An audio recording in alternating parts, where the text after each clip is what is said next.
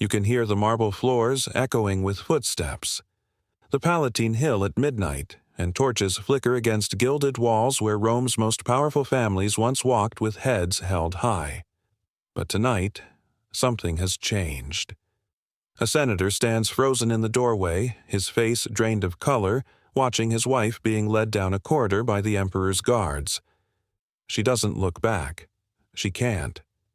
And he knows in this moment, with absolute clarity, that the Rome he knew, the Rome of laws and honor and ancient dignity, has died. What walks these halls now is something else entirely. I'm curious. Where in the world are you watching this from? It genuinely amazes me that a story this dark from 2,000 years ago still finds us no matter where we are. The year is 39 AD, and the man who orchestrated this scene is 27 years old. His full name is Gaius Caesar Augustus Germanicus, but history remembers him by a childhood nickname given to him by soldiers who thought his tiny military boots were adorable: Caligula, Little Boots. It's almost laughable now that such a diminutive, affectionate name would become synonymous with depravity, cruelty, and madness. But what actually happened in those palace corridors? The accusations that have followed Caligula through 2 millennia are so extreme, so viscerally shocking, that they've overshadowed a more terrifying question. What if they weren't acts of madness at all?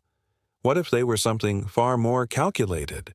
The primary sources for Caligula's sexual atrocities come from 2 men, Suetonius, writing 80 years after Caligula's death, and Cassius Dio, writing nearly 2 centuries later. Neither man ever met him. Neither witnessed the events they describe. Both wrote under emperors from a different dynasty, a dynasty that built its legitimacy on portraying Caligula as the antithesis of proper rule. They are our star witnesses, but they are witnesses with an agenda, and the story they tell is designed to horrify. According to Suetonius, Caligula transformed a wing of the imperial palace into a state-sanctioned brothel. Not a hidden vice den, but an open commercial enterprise. He allegedly furnished multiple rooms specifically for this purpose, then sent imperial heralds into the forums and public baths of Rome with an invitation. Come to the palace and sample the emperor's new entertainment. The prices were fixed. The transactions were recorded by official scribes. Nomenclators, servants whose job was to remember names and faces, stood at the entrance, greeting guests as if this were a normal state function. The revenue, Suetonius claims, flowed directly into the imperial treasury. But here's where the story becomes truly venomous. The women working in this establishment weren't foreign captives or common prostitutes. They were the wives and daughters of Rome's senatorial class. Women whose chastity was supposed to be sacrosanct, whose honor was the living embodiment of their family's dignity. And Caligula himself, according to the account, would stroll through the rooms like a connoisseur at an art gallery, observing the encounters, offering critiques, ensuring quality control. The image is complete and damning. A sex-crazed tyrant who monetized the degradation of Rome's elite, who turned the sacred center of imperial power into a theater of obscenity. It seems impossible to defend. But when you step back from the visceral horror and examine the logic, something doesn't add up. The alleged motive was money. But Caligula was the emperor of Rome, the wealthiest man in the known world. He controlled the treasury of Egypt, the mines of Spain, the agricultural wealth of entire provinces. The idea that he needed to run a brothel to raise funds is economically absurd. Even if every senator's wife worked every night, the revenue would be a rounding error in the imperial budget. It's the equivalent of a modern billionaire setting up a car wash to fund his lifestyle. The math doesn't work. But what if money was never the point? What if the entire operation was designed not to generate income, but to generate terror? In ancient Rome, a man's honor, his dignitas, was everything. It determined his political influence, his social standing, his family's future. And that honor was inextricably tied to the sexual purity of the women in his household. A Roman nobleman's wife and daughters were not just family members, They were symbols. Violating them wasn't simply immoral, it was an act of political annihilation. Caligula's relationship with the Senate was war from the beginning.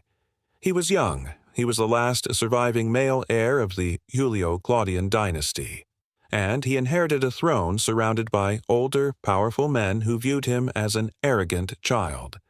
They whispered about him in the Senate. They plotted against him. They clung to the fantasy that Rome was still a republic, that they still mattered. Caligula, for his part, viewed them as hypocrites and obstacles, men who hid behind tradition while scheming for power. Seen through this lens, the palace brothel transforms. It's no longer a business venture. It's a weapon. It's systematic, ritualized psychological warfare. Imagine being that senator standing in the doorway. You've spent your entire life building your reputation. Your family name goes back generations. And now you're being forced to witness your wife, or your colleague's wife, or your friend's daughter, reduced to a commodity. Every transaction isn't just recorded for tax purposes. It's recorded to remind you, I own this. I own you. Your honor is mine to destroy whenever I choose. The emperor isn't just taking your dignity. He's making you complicit in its destruction by forcing you to watch, to know, and to do nothing.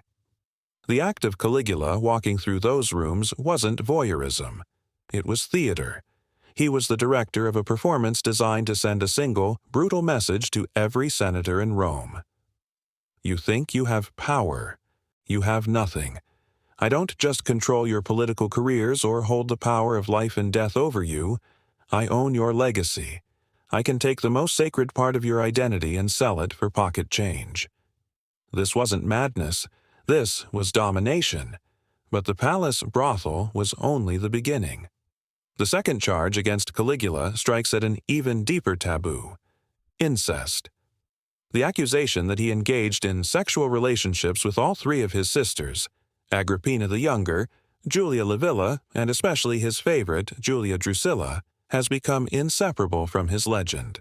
According to Suetonius and Cassius Dio, these weren't secret affairs conducted in shame. Caligula allegedly flaunted them. At state banquets, while his wife reclined above him, his sisters would take turns reclining below, in full view of Rome's elite. Drusilla was the focus of his obsession. The sources claim he lived with her openly, as if she were his wife. One story alleges that he deflowered her when they were both teenagers, and that their bond never weakened.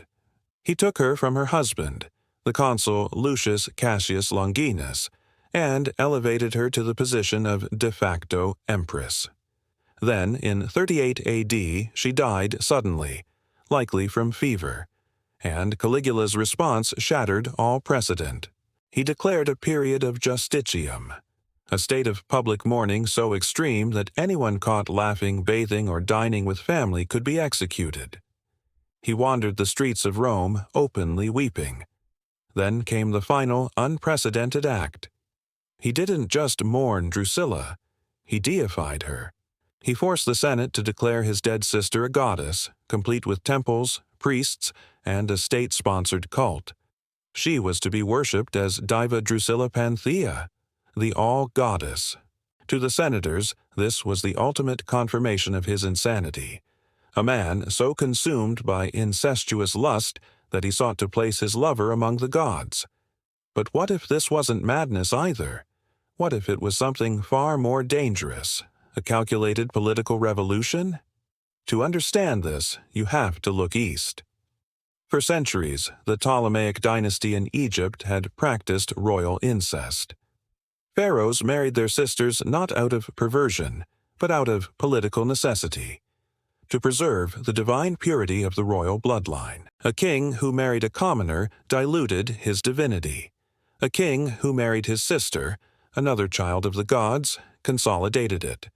This created a model of absolute divine monarchy that was completely alien to Roman tradition.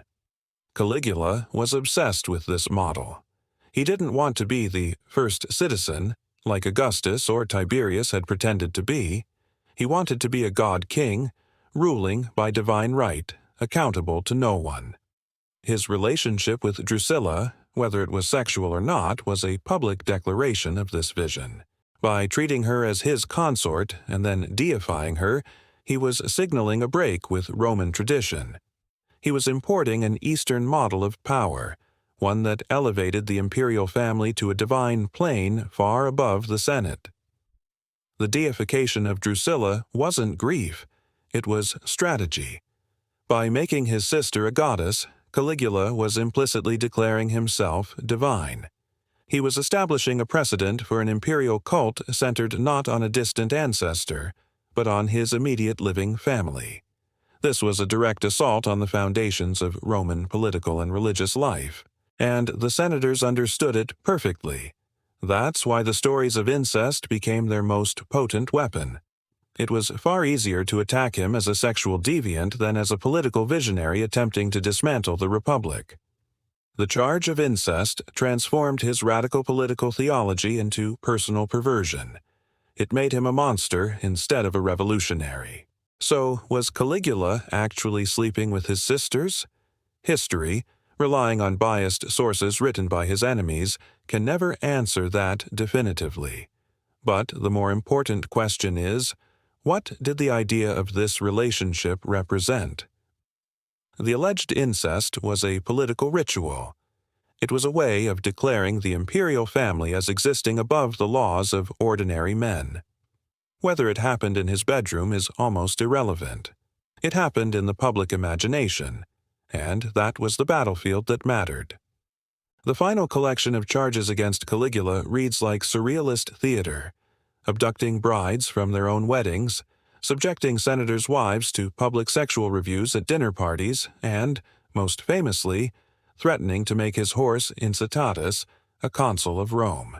These stories have become the ultimate symbol of his alleged madness, but when you examine them together, a pattern emerges. Take the stolen brides. Cassius Dio tells of Caligula attending the wedding of Gaius Piso, leaning over mid-ceremony to whisper a line from Homer's Iliad. "I, too, will lie with your wife." He then ordered the bride, Livia or Astilla, taken to the palace. The next day he announced he had married her in the tradition of Romulus and Augustus. A few days later, he divorced and banished her. Another woman, Lollia Paulina, was summoned from a distant province because Caligula heard her grandmother had been beautiful. He forced her husband to divorce her, married her himself, then quickly discarded her. This wasn't lust. It was symbolic violence. By invoking Romulus, the founder of Rome who abducted the Sabine women, Caligula was recasting himself as a new founder, a man who could rewrite the rules. He wasn't stealing a woman. He was stealing a symbol and redefining Roman identity. Then there were the dinner parties. Senators and their wives would be invited to the palace for what should have been an honor. But during the meal, Caligula would scrutinize the wife, often leaving the table to inspect her more closely in a private chamber. He would return and give a loud, detailed critique of her physical attributes and performance, while her husband sat frozen in humiliated silence. This was intimate domination made public. It was a performance designed to strip a man of his most basic authority, control over his own household. And finally, the horse. Incitatus lived in a marble stable with an ivory manger and a jeweled collar. Suetonius claims Caligula invited him to dine and fed him oats mixed with gold flakes. The punchline, the part that is echoed through history, was Caligula's alleged plan to make the horse a consul. Whether he ever seriously intended this is irrelevant. The threat was the point. He was telling the Senate, men from families that had governed Rome for centuries, that their ambitions, their titles, their entire political system meant nothing to him. "The office you covet. I can give it to my horse. That's how little you matter." The horror of Caligula's reign wasn't that it was lawless. It was that he was creating a new law, a law based on public, ritualized humiliation. Sex, marriage, government institutions, they all became props in his theater of power. He understood that true domination wasn't just the ability to kill your enemies. It was the ability to force them to live in a state of perpetual shame, to destroy their sense of self while they still drew breath. But before we render final judgment, we must ask, how does a human being become this? Gaius didn't have a childhood. He had a masterclass in survival and paranoia.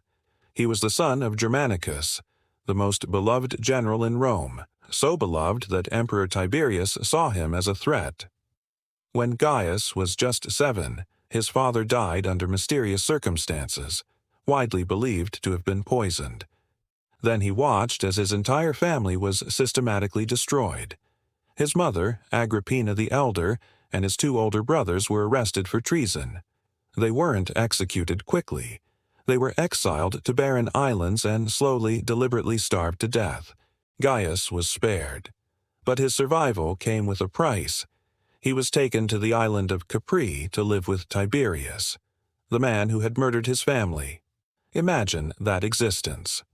A boy, effectively a hostage, forced to smile and flatter the killer of everyone he loved, knowing that one wrong word, one flicker of resentment could mean his own death.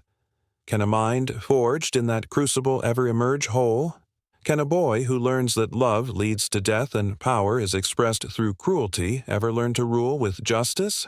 This isn't an excuse, but it is context. It's the origin story. So, what is the verdict? Caligula was, without question, a cruel and megalomaniacal tyrant.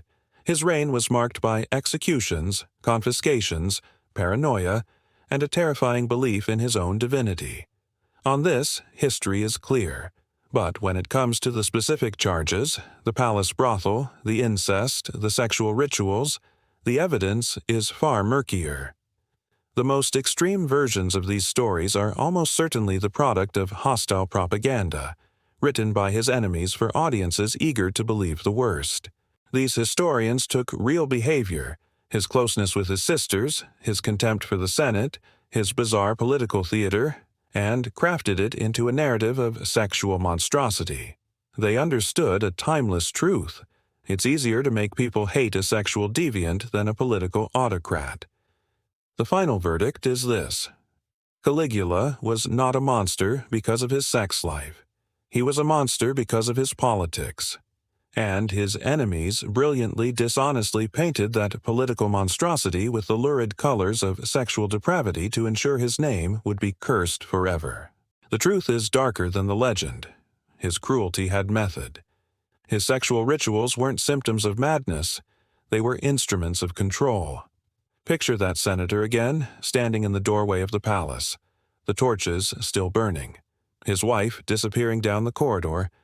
In that moment, he understands something that will haunt him until his last breath. The emperor hasn't just taken his honor.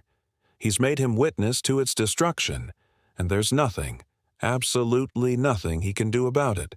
That's the real horror, not madness, control.